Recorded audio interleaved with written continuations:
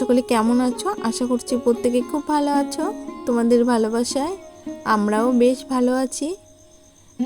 প্রথমত বড়দেরকে প্রণাম জানিয়ে আর ছোটদেরকে বুক ভরা ভালোবাসা জানিয়ে আমার ব্লগটা এখান থেকেই শুরু করলাম। আর জানো তো বন্ধুরা, এটা হলো মে মাসের 12 তারিখ আর আজকে হলো রবিবার। আর এখন হলো সময় হলো সকাল 10টা। তোমাদেরকে সাথে নিয়ে আমি আমার ব্লগটা এখান থেকেই শুরু করলাম। আর সকালে না আমি কোনো ব্লগ ভিডিও শ্যুট করতে পারিনি, কেননা শরীরটা ভীষণ খারাপ যাচ্ছিল।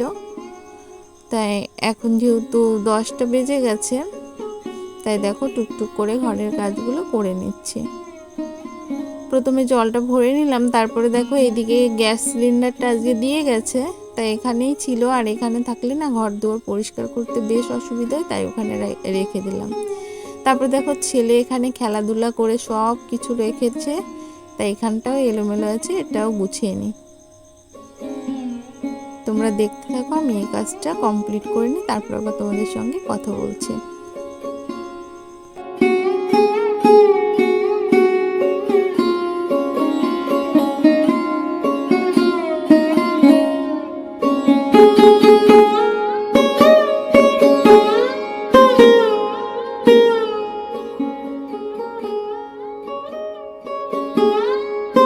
এই জায়গাটা না প্রচণ্ড এলোমেলোই থাকে, তা আমি মাঝে মাঝেই ক্লিন করি। তার মধ্যে দেখো এই দেখো গুছিয়ে রেখেছি, এখন কত সুন্দর দেখা যাচ্ছে। আর ও তো বাচ্চা, ও তো বোঝে না, ও এনে খেলাধুলা করে কষ্ট হয়ে যায়, মানে যেরকম সেরকম করে ফেলে রেখে দেয়। আর এই দেখো বাজার থেকে শাক এনেছিল, যেহেতু শুক্রবারে বাজার ছিল আর আমরা তো শনিবারে মাছ টাছ খাই না, ওই জন্য শাকটা ফ্রিজে ছিল। তাই দেখো ফ্রিজ থেকে বের করে এখন শাকটাও বেছে নিচ্ছি। আর শাকটা বাছতে একটু সময় লাগবে, যেহেতু মানে খুঁটিনাটি দেখে শাকগুলো বাছতে হয় তো। আর জানো তো বন্ধুরা, এই সময়টা না আমার মাম্মাম একটু ওর দাদাভাইয়ের সঙ্গে ঘুরতে গেছে। আর আমি দেখলাম যে বসে থাকবো, শরীরটাও ভালো লাগছে না, তার ভিতরেও কাজগুলো তো করতে হবে, না হলে তো আর হবে না বলো। আর বসে থাকলে তো কে করে দেবে বলো, নিজেরই তো করতে হবে, তাই টুকটুক করে করে নিচ্ছে। আর এই দেখো দুটো লেবু নিলাম, এই রসটা করে নেব। আর এই দেখো আমি না হাতটা ধুয়ে তারপরে লেবুর রসটা করে নিয়েছি। আর আমি হাত দিয়েই করি, মিক্সিতে করি না, তাহলে তেতো লাগে, খেতে পারে না ছেলে। আর এই দেখো হাফ গ্লাস মতো হয়েছে, 2 ভাই বোনের হয়ে যাবে। তারপরে যেহেতু আমি জলটা ভরেছিলাম, মনে ছিল না যে ফ্রিজে রাখতে হবে, গরমের দিনকাল তো, ফ্রিজে একটু জল না থাকলে সব ক্লান্ত হয়ে পড়ে জলের জন্য, মানে প্রচণ্ড হাউ হুতাশ করে। ওই জন্য ফ্রিজে আগে ঠান্ডা জলটা রেখে দিই, জলটা যাতে ঠান্ডা হয় ওরা খেতে পারে।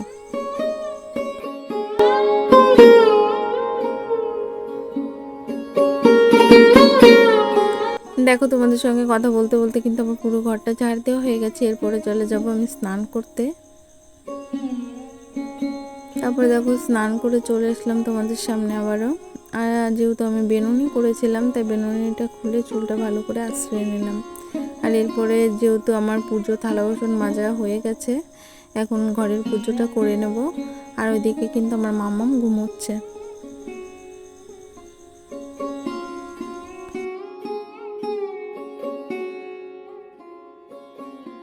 তারপরে দেখো ঘরের পুজো টুজো সেরে নিয়েছি। তারপরে দেখো চলে আসলাম, যে ভিজা নাইটিটা ছিল সেটা মেলে নেব। আর দেখছিলাম যে কোন জামা কাপড়গুলো শুকিয়েছে। আর মামাম না অনেকটা সময় ঘুমোচ্ছে, প্রায় 1 ঘন্টা মতো হয়ে গেছে ও ঘুমোচ্ছে। তা মামাম না এতটা সময় কখনোই ঘুমায় না, আজকে যাও ঘুমোচ্ছে। তা কাজগুলো না খুব সুন্দরভাবে আমি করতে পারছি, বেশ ভালো লাগছে। আর মাঝে মাঝে মামাম অল্প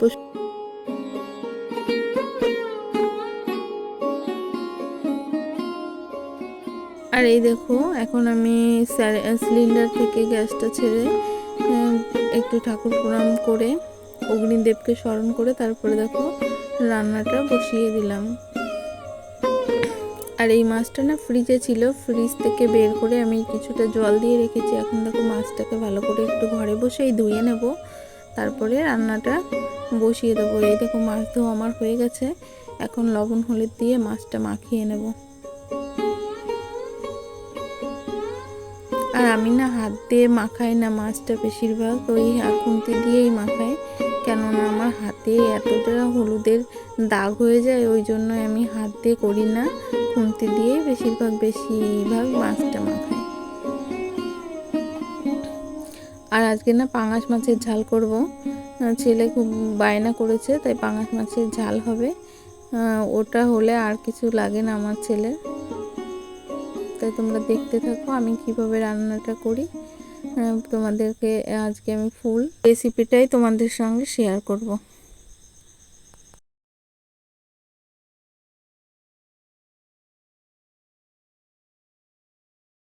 যেহেতু উনানে মাছ ভাজিটা হচ্ছে দেখো, আর আমি চালটা না এখন ধুয়ে নেব। আর চালটা ধুয়ে রাখলে তাতে কি হবে, রান্নাটা মানে ভাতটা তাড়াতাড়ি হয়ে যাবে, আর আমার গ্যাস খরচাটাও অনেকটা কমবে। তার জন্য আমি চালটা ধুয়ে এখন রেডি করে রাখবো। আর আমি না চালটা কিন্তু 2-3 বারই মানে ভালো করে কষলিয়ে ধুই, নাহলে আমার না ভালো লাগে না। তারপর দেখো এদিকে মাছ ভাজা হয়ে গেছে, মাছ ভাজিটা নামিয়ে নিচ্ছি। আর পাঙাশ মাছগুলো না একটু কড়া কড়া করে ভাজলে পারে ঝালটা খেতে বেশি টেস্টি হয়। তারপর দেখো ওই তেলের মধ্যে আমি আলুটা দিয়ে দিয়েছি, এখন ভালো করে আলুটা ভেজে নেব। দেখো আমার আলু ভাজি হয়ে গেছে, এখন আলু ভাজিটা নামিয়ে নিলাম। এরপরে দেখো যেটা করব সেটা হলো আমি সব কিছু একটু হালকা করে তেলে ভেজে নেব। সেটা হলো পেঁয়াজ, তারপরে গোটা গরম মশলা, আর এই দেখো কাজু বাদাম, আর কিছু পাকা কাঁচা লঙ্কা। আর এর মধ্যে একটু টমেটো দিলে ভালো হতো, কিন্তু যেহেতু আমার ঘরে না আজকে টমেটো নেই, তা কি করব, এটা দিয়েই করব আজকে। তারপরে দেখো মানে ভাজাটা খুব লাল লাল করে ভেজে নিয়েছি। এখন এই দেখো পেস্ট করে নেব।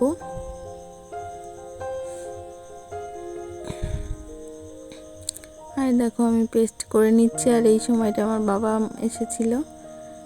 আর দেখো তেলের উপরে আমি গোটা গরম মশলা দিলাম, তার সঙ্গে কিছুটা জিরে দিলাম আর তেজপাতা। এখন এই যে মশলাটা করে রেখেছি পেস্টটা দিয়ে দিলাম। এখন একটু জল ধুয়ে গরম জল দিয়েছি, গরম জল দিয়ে বাটিটা ভালো করে ধুয়ে তার দিয়ে দিলাম। তারপরে এখন ভালো করে কষিয়ে নেবো তেল ছেড়া পর্যন্ত। এই দেখো এখন আমার তেল ছেড়ে গেছে মশলা থেকে, এখন আলুটা দিয়ে দেবো।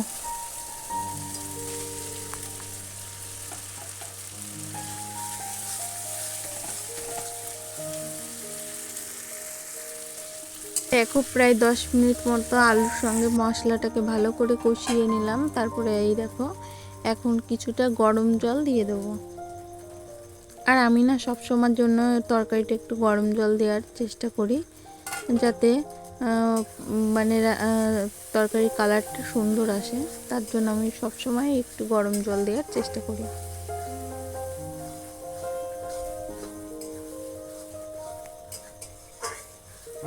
এই পর্যন্ত যারা আমার সাথে আছো তাদেরকে অসংখ্য ধন্যবাদ। আর তোমাদের যদি আমার এই ভিডিওর কোনো অংশে একটুও ভালো লেগে থাকে, অবশ্যই ভিডিওটা একটা লাইক করো। আর যে সকল বন্ধুরা এখনো পর্যন্ত আমার চ্যানেলটিকে সাবস্ক্রাইব করোনি, তারা চাইলে আমার ছোট্ট চ্যানেলটিকে সাবস্ক্রাইব করে দিয়ে আমার ছোট্ট পরিবারের পাশে থাকতে পারো। আর যে সকল বন্ধুরা অলরেডি এই কাজটা করে দিয়েছো, তাদের প্রত্যেককে আমার তরফ থেকে অসংখ্য ধন্যবাদ। আর তোমাদের সঙ্গে কথা বলতে বলতে আমার মাছের ঝালটা কিন্তু সম্পূর্ণ রেডি হয়ে গেছে। তারপর দেখো ঢাকনাটা খুলে এখন একটু থেতো করে রেখেছি গরম মশলা, সেটাই দিয়ে দিলাম। এখন তরকারিটা নামিয়ে নেব। আর আজকে মাছের ঝালটা না একটু ঝোল ঝোল রেখেছি।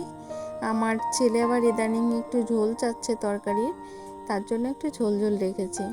আর এইদিকে দেখো আমার ভাতটাও প্রায় হয়ে গেছে, তা ভাতেরও মাড় গালতে হবে, তা তরকারিটা নামিয়ে নিই মাছের ঝালটা। তারপরে আর মাছের ঝালটা না খুব সুন্দর একটা কালার হয়েছে। আর মাছের ঝালটা থেকে সুন্দর একটা স্মেল বেরোচ্ছিল। স্মেলটা কি বলবো, তোমরা যদি পাশে থাকতে বা আমার কাছে থাকতে তাহলে পেতে, কিন্তু সত্যি খুব সুন্দর একটা স্মেল বেরোচ্ছিল। আর তারপরে দেখো, তোমাদের সঙ্গে তো আমি প্রতিদিনই শাক রান্না শেয়ার করি, তা আজকের শাক রান্নাটা শেয়ার করলাম না, অন্য ভিডিওতে করেছি। এই দেখো আমার কমলি শাকটাও রান্না করা হয়ে গেছে, নামিয়ে নিলাম।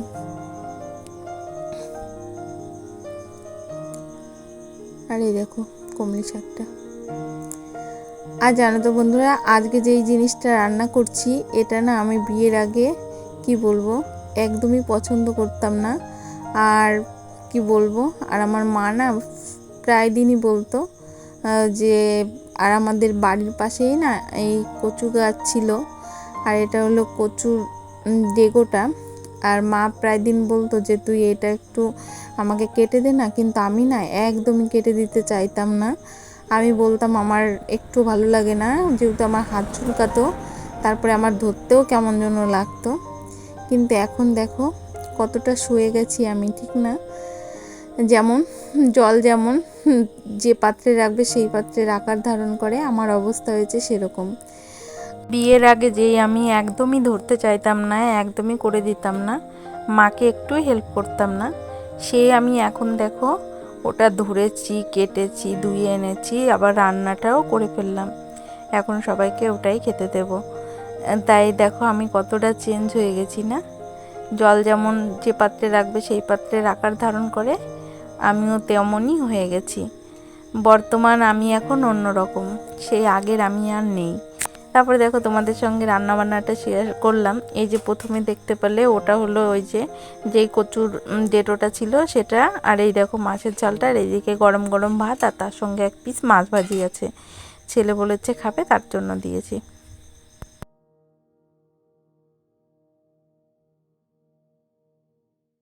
দেখো ছেলের জন্য ভাতটা বেড়ে নিয়েছি, সব কিছু দিয়ে সাজিয়ে গুছিয়ে ছেলেকে খেতে দিলাম। ছেলেকে বলেছিলাম আমি ভাত খাইয়ে দেবো, কিন্তু তার সম্ভব হলো না। মামাও খুব কান্নাকাটি করছিল, তাই ছেলে বলল দাও মা, আমি একাই খেয়ে নিচ্ছি।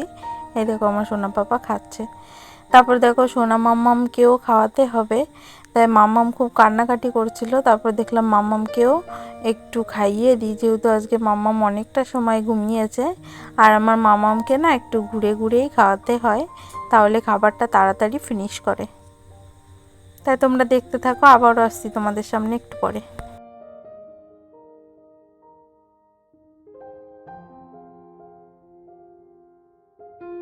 আর জানো তো বন্ধুরা, এর মধ্যে আমিও খাওয়া দাওয়া করে নিয়েছি। আর আমি না শাড়ি পরে আর থাকতে পারলাম না, শাড়িটা চেঞ্জ করে নাইটি পরেছি। আর এই দেখো এটা তুলে নিলাম। তারপরে আমার এই মুরগিটা না এত খারাপ, শুধু ঘরে আসে, তা কি করব বলো।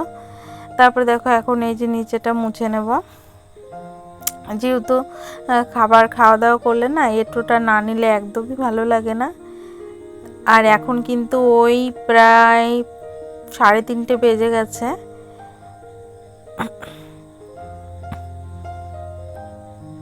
আর এই দেখো আমি এখন এখানে সুন্দর করে, যেহেতু ভাত খেয়েছি, আর আমরা না বেশিরভাগ সময়ই নিচে বসেই খাই, যেহেতু আমাদের একটা খাবার টেবিল ছিল, এখন সেটাই আমরা ওই কি বলবো ওই টেবিলের উপর এখন ওই যে মিক্সিটা রেখেছি, ওখানে বসে মিক্সি করি। আমরা চেয়ার টেবিলে বসে খাওয়া দাওয়া করি না, নিচে বসেই সবাই খেতে অভ্যস্ত।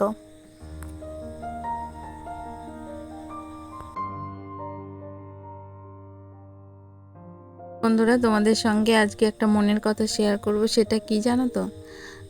আদিকাল থেকেই কিন্তু মানুষ পরম সুখ শান্তির অমৃতর খোঁজ করে চলেছে, তা আমিও তাদের থেকে ব্যতিক্রম কিছু না।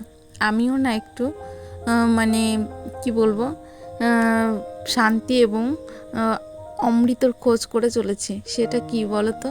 এই অমৃত কিন্তু অন্যান্য অমৃত থেকে সম্পূর্ণ আলাদা। সেটা হলো তোমাদের ভালোবাসা। আমি না তোমাদের ভালোবাসা চাই একটু, তোমাদের সাপোর্ট চাই একটু। আর কি বলবো, টাকা পয়সা ধন্দা হলেও তো ওগুলো আমার কিছুই লাগবে না, যেটুকু আছে এই নিয়ে আমি অনেক খুশি। শুধু চাই তোমাদের একটু ভালোবাসা।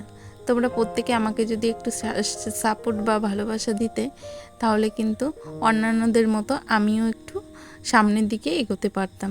এইটুকুই যা, তাছাড়া আমার চাহিদা আর কিছু নেই।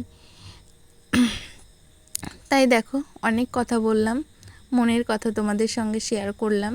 তাই তোমাদের যদি আমার ভিডিওর কোনো অংশে একটু ভালো লেগে থাকে বন্ধুরা, অবশ্যই লাইক করো। আর যদি খুব ভালো লেগে থাকে তবে চ্যানেলটিকে সাবস্ক্রাইব করতে পারো আর আমার ছোট্ট পরিবারের সাথে থাকতে পারো। আর যে সকল বন্ধুরা অলরেডি এই কাজটা করেছো তাদের প্রত্যেককে আমার তরফ থেকে অসংখ্য ধন্যবাদ। আর এই দেখো, এখন কিন্তু সন্ধ্যা 7টা বেজে গেছে। আর এখানে দই ছিল, রসমালাই ছিল, আর তার সঙ্গে একটা স্যারালাক্স এনেছে। আর বন্ধুরা, এই পর্যন্তই ভিডিওটা। তোমরা প্রত্যেকে ভালো থেকো, সুস্থ থেকো, টাটা বাই বাই। আবার দেখা হবে নেক্সট কোনো ব্লগে। Good night.